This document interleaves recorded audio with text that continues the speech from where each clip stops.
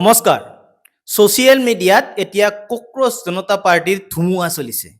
কোনোবাই ইয়াক সমৰ্থন কৰিছে আৰু আন কোনোবাই ইয়াৰ বিৰোধিতা কৰিছে। মুঠতে এতিয়া সকলোতে কক্ৰচ মানে আমাৰ খাঁটি অসমীয়া ভাষাত ক'বলৈ গ'লে পঁইতাচোৰাৰ চৰ্চা চলিছে। আপুনি এই আন্দোলনক সমৰ্থন কৰিছে বা তাৰ বিপক্ষত থিয় দিছে, সেইটো আপোনাৰ কথা। কিন্তু মূল কথাটো হ'ল মাত্ৰ কেইটামান দিনৰ ভিতৰতে এটা চেটায়াৰ অনলাইন আন্দোলনে ইমান জনপ্ৰিয়তা লাভ কৰা ঘটনাই আচলতে কি সূচাইছে? থলচাই কঠীয়া পাৰি ইটোৰ পাছত সিটো দল ফলাই ফুৰা আমাৰ নেতাসকলক নাকি লগাবৰ বাবে যদি এখন কঠোৰ আইন দেশজুৰি প্ৰৱৰ্তন কৰা হয়, কথাটো অসম্ভৱ। কিন্তু এই অনলাইন মুভমেণ্টে সেই দাবীয়ে উত্থাপন কৰিছে।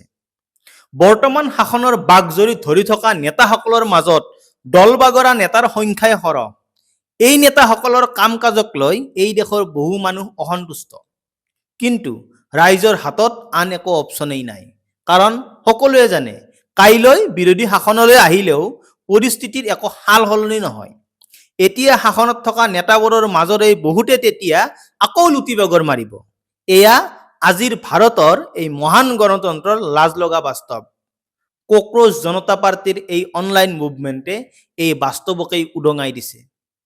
হিতাধিকাৰী আঁচনিৰে পৰিচালিত হোৱা আজিৰ নিৰ্বাচনী প্ৰক্ৰিয়াত দল বাগৰি ফুৰা নেতাৰেই জয় জয় ময় হ'ব, তাত কাৰো একো সন্দেহ নাই। এই নেতাসকলৰ বিৰুদ্ধে এই দেশত কোনো কালে একো আইন নাহে। তেনে এখন আইনৰ কল্পনা কৰাটো এটা দিবাস্বপ্নত বাদে আন একো নহয়। কিন্তু এই দিবাস্বপ্নকেই বহুতেই সঁচা হোৱাটো বিচাৰে, যাৰ বাবেই এই কক্ৰচ জনতা পাৰ্টিৰ প্ৰতি এই সমৰ্থন। দেশে স্বাধীনতা পোৱা ৭ দশকৰ অধিক হ'ল, কিন্তু এই দেশত আজিও মহিলাৰ সবলীকৰণৰ বাবে আন্দোলন কৰিবলগীয়া হয়। এই দেশত আজিও কন্যা সন্তানৰ ভ্ৰূণ হত্যা হয়। এই দেশৰ নগৰ চহৰ আজিও মহিলাৰ বাবে সুৰক্ষিত নহয়। আৰু সেইখন দেশৰ বাবেই এই অনলাইন আন্দোলনে চৰকাৰৰ কেবিনেট পদত মহিলাৰ বাবে ৫০% আসন সংৰক্ষণ বিচাৰিছে। কথাষাৰ শুনিবলৈ খুব ভাল লগা, কিন্তু সেয়া বাস্তৱত ৰূপায়ণ কৰা অসম্ভৱ কথা। ধৰা হ'ল চৰকাৰে এখন আইন আনি এই সংৰক্ষণৰ ব্যৱস্থা কৰিলেই যেনিবা, কিন্তু সেই সংৰক্ষণৰ সুবিধা ল'বলৈ মহিলা প্ৰতিনিধিয়ে বা কিমান আছে? অসমেই তাৰ এটা সুন্দৰ উদাহৰণ। অসমত বিধানসভাৰ সমষ্টি আছে ১২৬টা। এইবাৰ এই ১২৬টা সমষ্টিত ইলেকশ্যন খেলিছিল মুঠ ৭২২ জনে। ইয়াৰ মাজত ৫৯গৰাকী আছিল মহিলা প্ৰাৰ্থী আৰু তাৰে পৰা ইলেকশ্যনত জিকিল মাত্ৰ ৭গৰাকী প্ৰাৰ্থী। এই নিৰ্বাচনত প্ৰতিদ্বন্দ্বিতা কৰা প্ৰাৰ্থীসকলৰ মাজত কোন যোগ্য আছিল বা কোন অযোগ্য আছিল সেইটো পাছৰ কথা।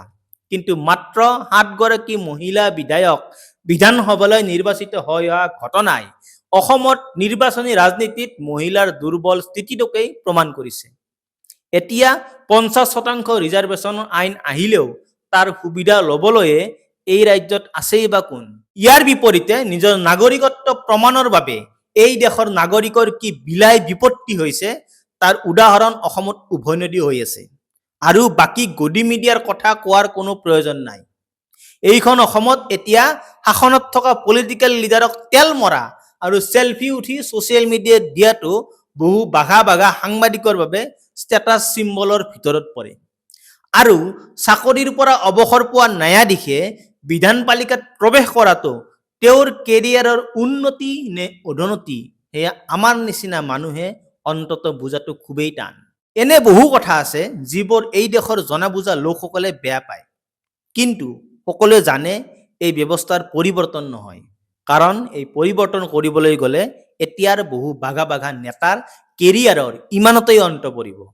সেয়েহে বহুতেই এই কক্ৰচ জনতা পাৰ্টি নামৰ চেটায়াৰ অনলাইন আন্দোলনৰ মাধ্যমেৰে নিজৰ মনৰ ক্ষোভবোৰ বাহিৰ কৰিছে। আৰু এয়া তেনেই স্বাভাৱিক কথা। এয়া আজিৰ দেশৰ বাস্তৱ। এটা কথা ঠিক, কক্ৰচ জনতা পাৰ্টি ছ'চিয়েল মিডিয়াতে থাকিব।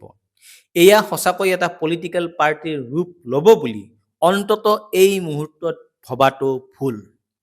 কিন্তু আটাইতকৈ ডাঙৰ প্ৰশ্নটো হৈছে এই অনলাইন চেটায়াৰ মুভমেণ্টৰ সকলো ছ'চিয়েল মিডিয়া একাউণ্ট আৰু ৱেবছাইট বন্ধ কৰি দিবলৈ, হেক কৰিবলৈ চেষ্টা কৰি থকা হৈছে কিয়?